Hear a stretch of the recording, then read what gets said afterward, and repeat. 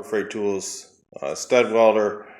I've had it for several years. When I first got it, it worked really good, but after a while, the circuit breaker starts to blow on it, and partly it's because I used a small cord with it, possibly. You really need to use a cord about this size, 10 gauge, really big cord with it to make it last. And I've had pretty good luck with it, other than in the last, I've had it about 5 or 6 years now.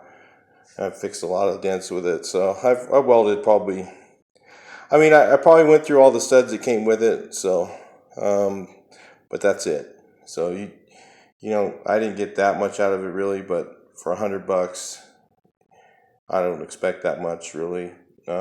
These used to be at the body shop supply place back in the 80s were $500. So I don't know if they're a lot more than that now, or if they've gotten more economical than that.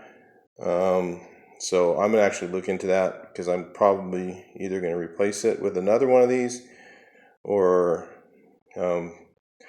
buy a better one. I'm not sure, because it is really handy to have. Here's what you do with it. I'm going to show you. See if my little tripod thing sets up here. There we go. I'm trying to get it to line up. You can see that. Yeah, both dents. So I've got the dent here that I've been working on. I already burned a couple holes in it because the metal's pretty thin. But you just take your stud, put your stud inside here, then make sure the metal's clean. The cleaner the metal, the better. And then now I have to run it until it actually shuts off. But it used to be, when I first got it, I'd run it until it, for so long until it, it got pretty red, and then you'd stop. And then what you do is you use your dent puller here.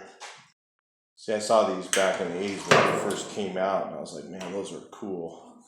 And you pull on it. One thing you do with this too is you can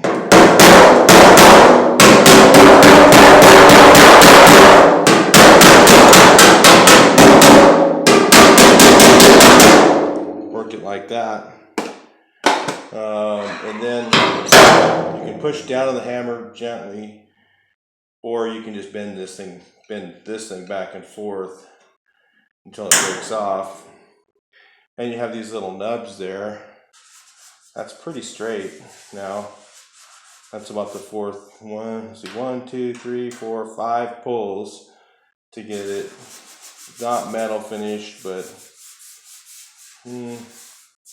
it's a little low right here, so I might try one more. Let me see if it's got to be pretty clean. If the metal has any bad connection, you're not going to be able to use this tool, and it should be free from rust too. The place I need to set the stud right here is not rusted, so let's see if it works.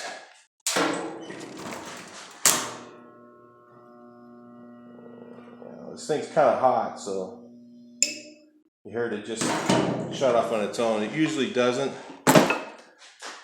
Didn't used to. But maybe it's supposed to, I don't know. Seems to be working okay. The last time I used it, it was going off before the stud was actually standing. Okay, that's pretty good.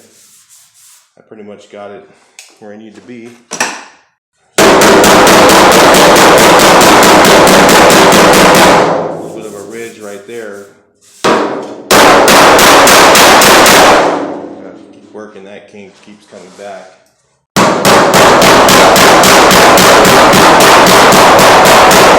When it slammed down here and pushed a kink out right here, or it was probably hit up in the front, and it, whatever it did, it put a kink right there.